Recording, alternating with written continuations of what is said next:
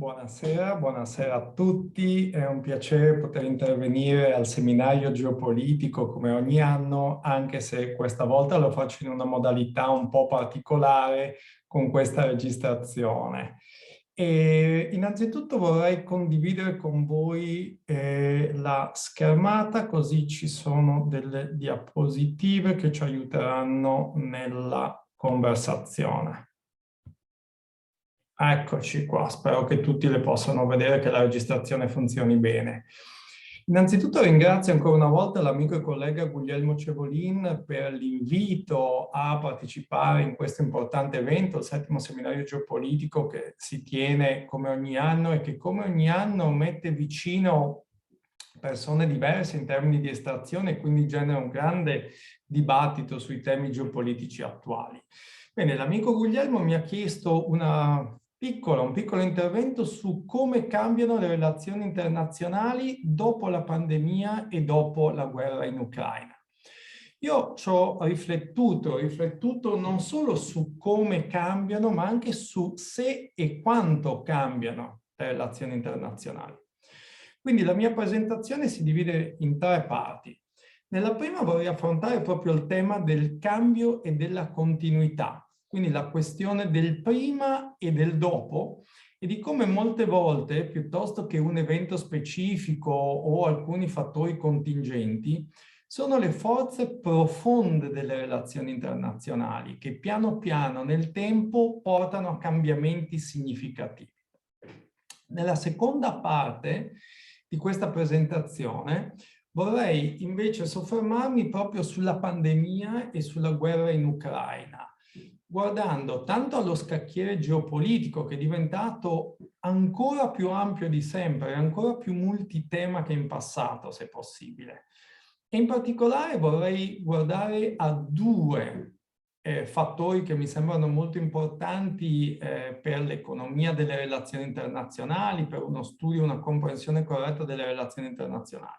Il primo è la centralità della Cina, nel bene e nel male. E il secondo è la resilienza dell'Unione Europea. Si parla tanto di declino dell'Europa, di declino dell'Unione Europea, ma a me sembra che infatti uno dei dati salienti del post-pandemia e del conflitto in Ucraina, speriamo di poter parlare presto di un post-conflitto in Ucraina, sia proprio la resilienza e il ruolo centrale dell'Unione Europea, che mi sembra più unita rispetto al passato. E nell'ultima parte vorrei parlare del tipico dilemma che c'è nella discussione delle relazioni internazionali tra agenzia e struttura. Cioè, contano di più gli attori o conta di più il contesto che influenza e in qualche modo restringe le loro azioni? Bene, comincio con la questione del prima e del dopo. Innanzitutto, quando parliamo di periodizzazione nella storia, dobbiamo intenderci bene su che cosa intendiamo, cioè un prima e un dopo rispetto a che cosa? Ad una semplice cronologia, ad una collocazione temporale, quindi ad una collocazione temporale relativa ad altri fatti, relativa alle idee che circolano, oppure ci riferiamo effettivamente a dei punti di cesura. E fino a che punto questi punti di cesura possono essere tali? Nel senso, la seconda guerra mondiale, la prima guerra mondiale, la crisi finanziaria del 2008, il Covid, fino a che punto sono effettivamente essi stessi dei punti di cesura e fino a che punto semplicemente rappresentano il culmine o addirittura l'inizio di processi nuovi, quindi di processi di più lunga durata. In questo senso, credo che il seminario geopolitico, al di là di tutti i meriti specifici che ha, ne abbia uno molto generale, molto valido e duraturo. Vale a dire portare la geopolitica non tanto come disciplina, ma come modo di vedere le relazioni internazionali al centro della discussione, perché alla fine possiamo discutere fino a che punto la geopolitica è una disciplina a sé stante, ma non possiamo assolutamente scartare la geopolitica come modo di guardare alle relazioni. E in cosa consiste questo modo di guardare le relazioni internazionali? consiste in uno sguardo che tiene conto del fatto che la competizione economica, la competizione culturale non rimpiazzano la competizione militare o la competizione strategica, ma la completano. In qualche modo sono aspetti complementari dello stesso gioco. Ed è in questo senso che la geopolitica si occupa di interessi nazionali non contingenti, ma di interessi nazionali di lungo periodo. E quindi l'accento è proprio posto sul lungo periodo, non sulle contingenze di un momento. In questo senso, a che cosa deve guardare la geopolitica? Beh, ai valori che caratterizzano una società, che può essere una società nazionale o internazionale. Deve anche guardare alla storia. Come siamo arrivati a un certo momento? Quali sono gli attori, le forze, le dinamiche e anche le limitazioni all'azione internazionale che hanno portato a una certa situazione?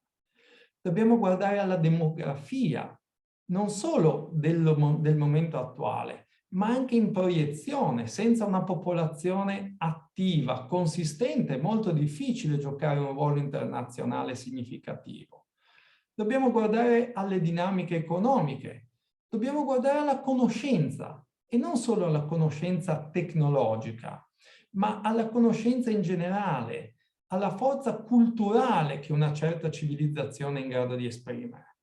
E ovviamente non possiamo trascurare la geografia, questo è chiaro, ma la geografia è solo una espressione possibile, come altre, della capacità di un paese di proiettarsi verso il resto del mondo. E ancora una volta non solo nell'ambito militare. Quindi se noi teniamo in considerazione tutti questi fattori, le forze profonde delle relazioni internazionali ci portano a studiare cause complesse. Quindi non solo un punto di cesura, ma cause complesse che portano a un punto o a una fase di transizione ed eventualmente di rottura. Questo tipo di approccio, peraltro, è abbastanza frequente nella storia delle relazioni internazionali. Abbiamo la tradizione della scuola francese, la scuola degli annales, con i suoi esponenti di maggior spicco come Jean-Baptiste Rosel o come Renouvin. Ma abbiamo anche la scuola inglese delle relazioni internazionali che si occupa proprio di questa complessità e quindi di trovare delle continuità piuttosto che delle differenze o dei cambiamenti nelle relazioni internazionali. Ed effettivamente anche la scuola storica delle relazioni internazionali in Italia si avvale molto di questo approccio. Penso ad esempio ai lavori di Dinolfo, che ha sempre cercato di sottolineare la complessità causale degli eventi e non puntare semplicemente su una monocausa o su un evento scatenante, ma cercando di guardare al contesto e all'evoluzione del contesto che hanno portato agli eventi. In questo senso guarderei alla pandemia e alla guerra in Ucraina in un contesto ampio. E qual è questo contesto ampio? È lo scacchiere geopolitico attuale, che è estremamente ampio e caratterizzato da una varietà di temi in discussione sul tavolo. La pandemia, ad esempio, ci ha fatto vedere che la competizione geopolitica non è solo una competizione di sistema politico, economico, come può essere quello cinese in opposizione a quello occidentale, ma anche dentro il campo, diciamo, autocratico, come può essere la Cina, come può essere la Russia, o il campo democratico, come può essere l'Europa, l'Unione Europea, gli Stati Uniti, l'Australia, il Canada, molte parti dell'America Latina.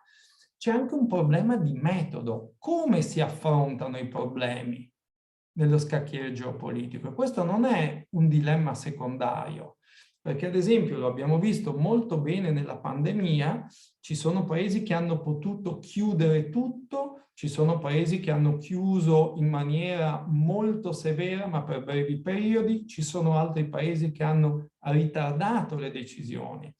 Quindi la competizione sullo scacchiere mondiale è, se guardiamo alla pandemia, una competizione tanto di sistema, politico, economico, militare, quanto di metodo, di scelte. In questo senso, lo scacchiere si amplia sempre di più, il tema della salute con la pandemia, il tema dell'ambiente. Ad esempio, la Cina sta intraprendendo una serie di politiche di riforme a favore dell'ambiente, perché il dilemma dell'interdipendenza riguarda tutto. E se guardiamo all'Ucraina, torniamo a un tema che è un tema che ha caratterizzato le relazioni internazionali per secoli, quello della sicurezza e della proxy war, cioè della guerra condotta attraverso altri. E se noi guardiamo a quello che sta succedendo ad esempio in Ucraina, ci rendiamo conto che l'Ucraina è solo un pezzo di un puzzle più ampio. Si parla quasi sempre di competizione tra Stati Uniti e Russia con riferimento all'Ucraina. Si parla meno dell'Unione Europea, si parla meno dell'Ucraina stessa. Quindi ci possiamo chiedere se questo scacchiere non si sta caratterizzando da una pace fredda. Questo è il nuovo lavoro di Michael Doyle che dovrebbe uscire tra poco e che ho avuto il piacere di conoscere in anteprima. E un altro aspetto fondamentale delle relazioni internazionali dopo o durante la pandemia e la guerra in Ucraina è senz'altro la centralità della Cina, nel bene e nel male. Ma la Cina, a differenza dell'Unione Sovietica durante la guerra fredda, è caratterizzata da un'interdipendenza economica con il mondo occidentale e con tutto il resto del mondo piuttosto spiccata. Quindi la Cina non ha una completa libertà di manovra in questo scenario geopolitico.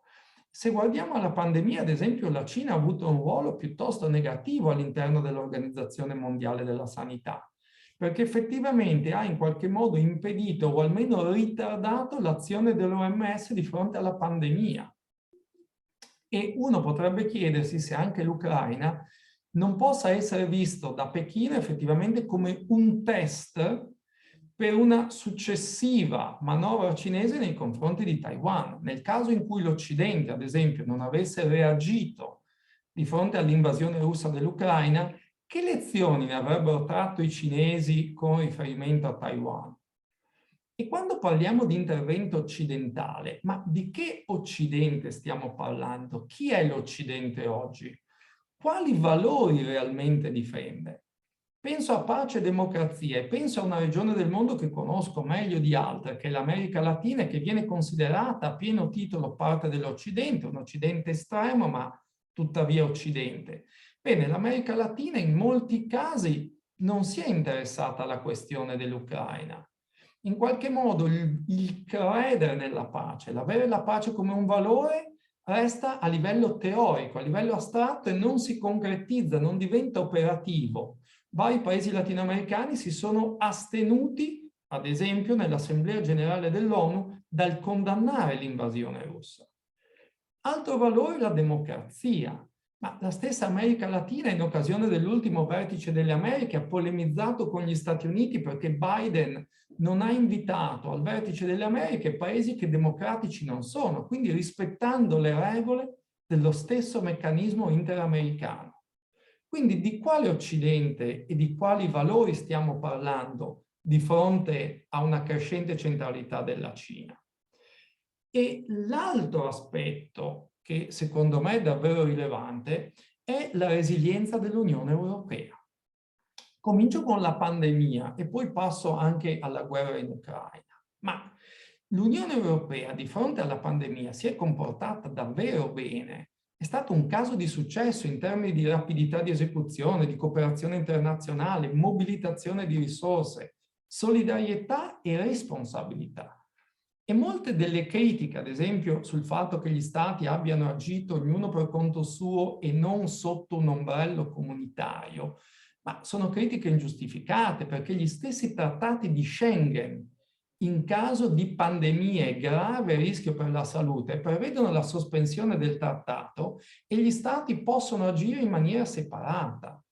E oltretutto la politica europea di salute non è una politica di competenza esclusiva dell'Unione Europea, è una politica di competenza concorrente dove l'Unione può al limite facilitare le decisioni degli Stati membri, può accompagnare queste decisioni, ma non le può sostituire. E se guardiamo alla rapidità e all'efficacia degli interventi dell'Unione Europea in tema di pandemia, Beh, solo pochi giorni dopo che l'Italia aveva dichiarato il lockdown, l'Unione Europea aveva già adottato il 13 marzo il suo primo pacchetto di risposta, che ad inizio aprile veniva ampliato e migliorato e veniva anche complementato con un successivo piano di aiuti chiamato SURE, soprattutto a favore delle imprese, che veniva adottato all'inizio di aprile, quindi in poco meno di un mese dallo scoppio virulento della pandemia. E ad inizio maggio l'Unione Europea aveva già racimolato e mobilizzato 3.300 miliardi di euro. Racimolati come? Ad esempio, spostando fondi destinati ad altri scopi, come i fondi strutturali, i fondi non spesi per i fondi strutturali, sono stati destinati all'emergenza pandemica. E il Recovery Fund, che è il papà del Next Generation EU, è stato proposto il 19 maggio e approvato il 27 dello stesso mese. Tempi rapidissimi per i tempi della politica. Marzo, aprile, maggio, meno di 3 mesi dallo scoppio virulento della pandemia. In più, l'Unione Europea ha reso fondi immediatamente disponibili anche per sostenere i propri partner internazionali. E per quanto riguarda ancora la guerra in Ucraina, la resilienza dell'Unione Europea è incontestabile. Nei primi 3 mesi l'Unione Europea ha fornito una risposta unita, senza precedenti e di ampia portata, adottando le sanzioni più dure di sempre, che coprono i campi della finanza, dei trasporti, della tecnologia, dell'energia, addirittura la politica dei visti, le esportazioni e le importazioni. Oltre 1.000 individui sono stati toccati dalle sanzioni dell'Unione Europea e oltre 80 imprese. Questo da fine febbraio a inizio giugno. Ed essendo la sicurezza europea a rischio, l'Unione Europea è riuscita a fornire aiuti militari attraverso la European Peace Facility all'Ucraina e la stessa cosa hanno fatto gli Stati membri. Ci sono stati aiuti economici per rafforzare la resilienza stessa dell'Ucraina. La Commissione ha mobilizzato una quantità immensa di risorse per assistere nella fase emergenziale i profughi che scappavano dall'Ucraina e le stesse autorità ucraine. E il Consiglio europeo ha già approvato aiuti per la ricostruzione futura, mentre con la direttiva Temporary Protection l'Unione Europea ha fornito le basi legali perché i rifugiati che sono scappati dall'Ucraina possano rimanere all'interno del territorio comunitario almeno per un anno, accedere ai servizi di istruzione e al mercato del lavoro. E fondi addizionali sono stati in qualche modo spostati attraverso il React EU Plan verso i paesi confinanti l'Ucraina per aiutarli a sostenere l'aiuto ai profughi. Quindi mi sembra che l'Unione Europea si sia comportata molto bene.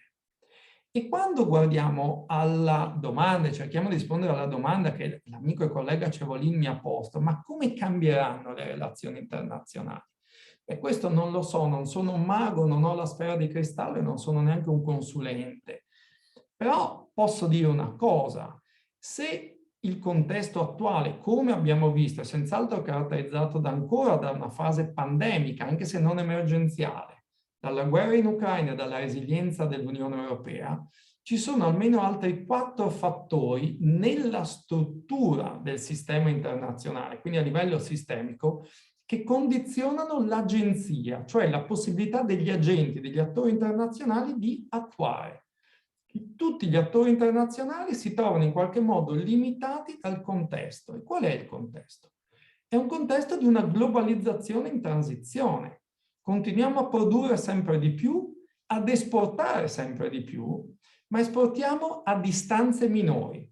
Quindi c'è un cambiamento abbastanza chiaro, ad esempio, nelle catene globali e regionali di valore che si stanno restringendo.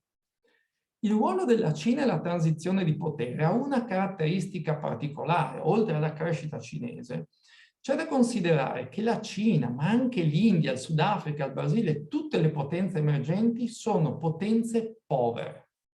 In passato le potenze emergenti erano potenze che per gli standard dell'epoca si potevano considerare ricche. La Cina è ricca solo in termini di prodotto interno lordo assoluto, ma in termini di prodotto per capita è uno tra i paesi più poveri del mondo. Così l'India. In termini di sviluppo umano, di indice di sviluppo umano, la Cina è molto indietro, così l'India, così il Sudafrica, così il Brasile. Terzo fattore è la crisi del multilateralismo. Ma siamo davvero sicuri che il multilateralismo sia in crisi?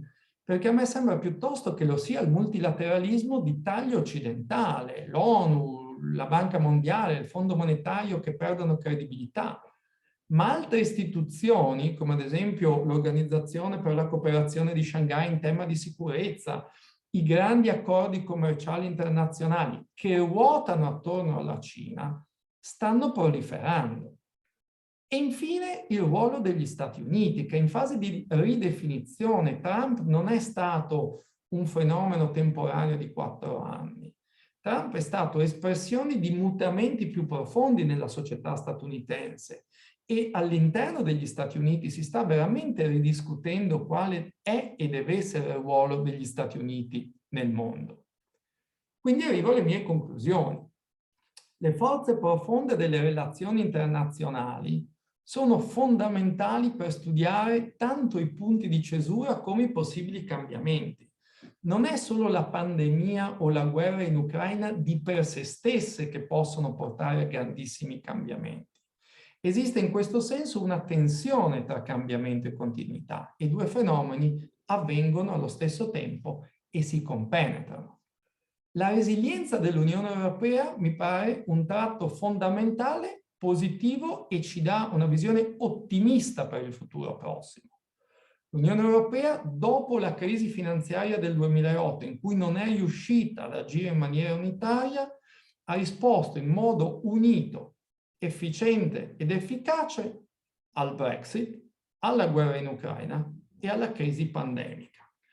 E come conclusione delle conclusioni mi rifaccio alla scuola inglese delle relazioni internazionali, che è quella a cui appartengo quasi per mia stessa natura, essendomi formato a Cambridge, dove questa scuola è nata. E che cosa dice la scuola delle relazioni inglesi? Dice che le relazioni internazionali sono sì il frutto della volontà degli attori, soprattutto degli attori più potenti, ma dentro i limiti posti dal sistema internazionale, quindi i fattori sistemici che gli agenti delle relazioni internazionali non possono assolutamente ignorare nei loro calcoli. Io con questo vi ringrazio molto, vi saluto e vi auguro buon lavoro.